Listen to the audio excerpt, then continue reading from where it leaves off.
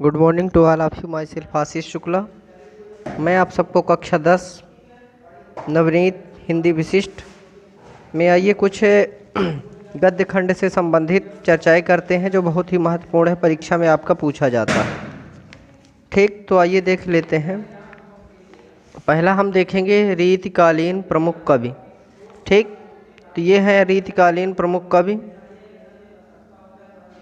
तो रीतिकालीन प्रमुख कवि जो हैं ये आप देख रहे हैं, केशव दास हैं, भिखारी दास, ये प्रमुख कवि हैं। इनकी रचनाएं ये बहुत ही महत्वपूर्ण है, परीक्षा में पूछा जाता है। ठीक, तो इसे आप क्या कर लेंगे, ये स्क्रीनशॉट भेज रहे हैं, इसको आप लिख लेंगे। फिर आइए देखते हैं इसकी विशेषताएं। तो विशेषताएं ये देखेंगे जिस पे हम केवल पॉइंट किए हैं, केवल उसी को आप लिखेंगे। ठीक, तो जितनी पॉइंट आप किए गए हैं, पहला जैसा है, रीतिकाल में अनेक प्रकार की प्रवृत्तियां मिलती हैं। इस काल में भक्ति, नीति, वैराग्य, वीरता के अनेक अच्छे कवि हुए हैं। ये आप पहला लिख लेंगे। ठीक, फिर दूसरा लिखेंगे रीतिकाल काव्य अधिकांशतः दरबारों में लिखा गया है। तीसरा लिखेंगे श्रृंगार रस की प्रधानता के कारण कुछ विद्वान इसे श्रृंगार काल कहना उचित समझते हैं, ये लिख लेंगे। फिर अगला लिखेंगे चौथा, रीतिकाल में मुक्तक काव्य की प्रधानता रही है। और पांचवा सबसे महत्वपूर्ण चीज़ लिखेंगे, रीतिकाल को हम कला एवं कला का स्वर्णिम काल कह सकते हैं।